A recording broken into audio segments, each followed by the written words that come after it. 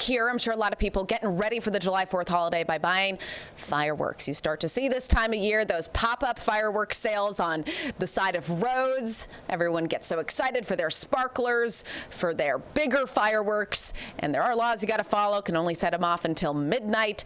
That's special. Usually it's 10 p.m. But the bigger thing, other than the noise that comes along with fireworks, is injuries. It's a huge concern every year. We always warn people, and every year, unfortunately, we see injuries. In fact, firework injuries up 52%. Yeah, 2024 from 2023. So let's welcome in Dr. Christy Hewling with Kaiser Permanente.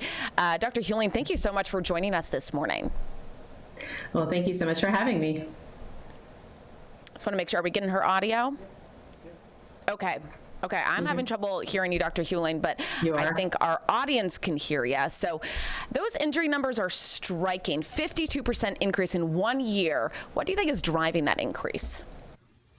I think that it's just more availability. If you think about Georgia, just a few years ago, we couldn't set up our own fireworks, but this was changed, and so more people are wanting to join in on the fun rather than going in and seeing one of our professional shows. So let's talk fireworks safety. I mean, what would you like to tell patients? You know, ahead of the 4th of July holiday, we know we're going to see some fireworks injuries. Some people are not going to listen, but what is your message as a physician who has seen some of the injuries that come from mishandling fireworks? Right. Well, some of the most common injuries are definitely going to be burns.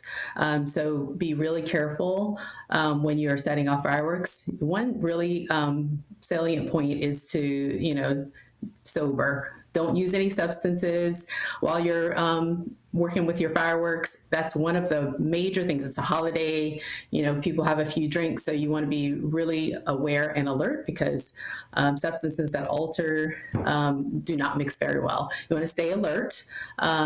Make sure that you have an emergency plan. You have a hose, you have water, a bucket of water, or even a fire extinguisher if you have a small one that's available. You can buy these at any of the home help, big stores. They sell those. So just be ready and aware. And if you do injure yourself, small burns, run your hand under some cold water or cool water, not extremely cold, for a few minutes. If you see any huge blisters or you have burns in the face, those require medical attention, and you want to make sure that you go into either emergency department, depending on how big the burn is, or go into an urgent care to get that addressed. But the biggest thing is being very prepared.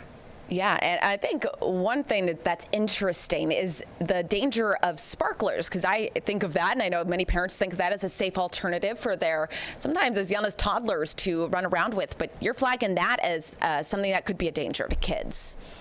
Absolutely. So sparklers, they don't they go off with a big boom, but they burn really hot. So about 2,000 degrees Fahrenheit. So if you can think, it's enough to melt metal. So you really want to make sure that your little ones are supervised. Sparklers cause, more than 1,300 ER visits for small children under 5 every year. So they're not as safe as we think.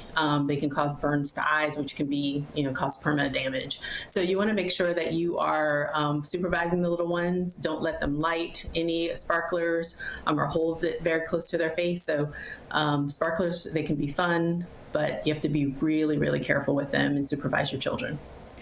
We know that even if you're being safe, accidents do happen. Things are going to definitely happen. We're expecting to see emergency rooms starting to fill up with folks this weekend.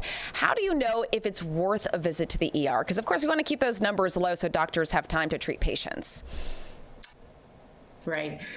Any injury to the eyes are, those can be really serious. Any burns to the eyes need to come in and be seen immediately. Any burns to the face, those can be very serious as well. Large, deep burns to your hands, especially if they're crossing over a joint, those need medical attention immediately. So be careful of hands, eyes, face. Any burns to those or injuries to those areas, any trauma works. If you get a cut or laceration, those often need medical attention in the emergency department as well. All right, that was Dr. Christy Hewling with Kaiser Permanente. Thank you so much, Dr. Hewling, for joining us this morning. Thank you, and have a safe 4th of July.